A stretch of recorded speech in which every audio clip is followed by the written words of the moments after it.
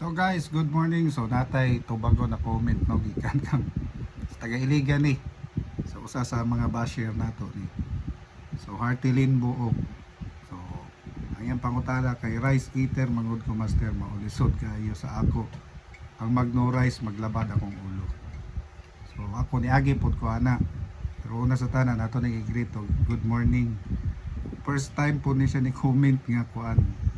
Seryoso kay buangon kay ning tawana. Pero ito lang yung tubagong yapon si Heartilin. Paano siya? Cute ni siya sa una pag high school karon. So well, rice eater. So technique ana, hinani ang gibuhat. Ako sa una, every meal is tag 2 to 3 cups per meal. So kana kung maglaba di mong ulo sa to pa taas gigag carbohydrates na gina-intake. So imong buhaton ana, kung ganani ka mag-diet is ayaw kalitag wala ang rice. So panaglitan. So sa usa ka adlaw mag rice ka sa buntag, sa udto, sa hapon. Diri sa buntag makahurot kag ibutang ta kay rice eater mangyud ka. Butang ta tag 2 cups. 2 cups sa buntag, sa udto, sa hapon. Sa buntag ilesay na nimo 1/2 cup rice. Sa udto 1/2 cup rice lang pod. Ug sa gabi at 1/2 cup rice ka buntag udto gabi. So 1 week na mao na imong buhaton. Ika second week nimo ilesay na po nimo 1 cup rice sa buntag, sa udto ug sa hapon. Tapos more on sudan. Kung gutomon ka, ako masuggest nimo mukaon kag itlog. Boiled egg, dili ka nang hilaw. Boiled egg or pwede fried egg. Basta ayaw kaon og pan.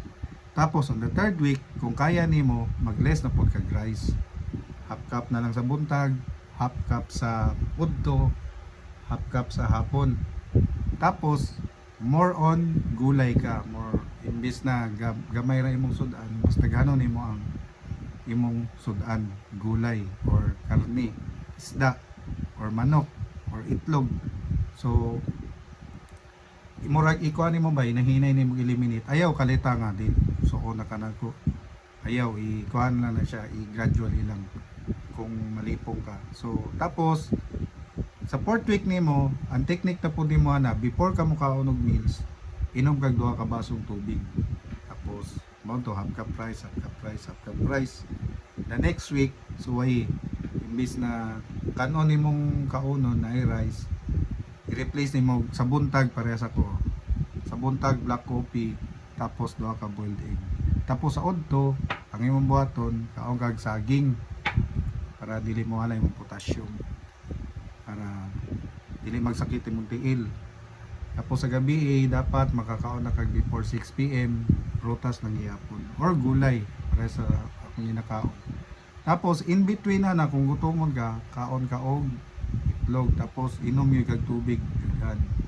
Mao na imong buhaton para dili ka gutomon tapos gradually. Kay sako akong gibuhat is nakoy gina-take na peptides mo nang nakoy food suppressant o nang dili ko gutomon. So katong ganahan mag-take og mga peptides na food suppressant, just kuan lang, send lang sa message kay willing ra ko mutabang. Actually daghan akong natabangan na nag-message, master gyud sa man nimo paggamay.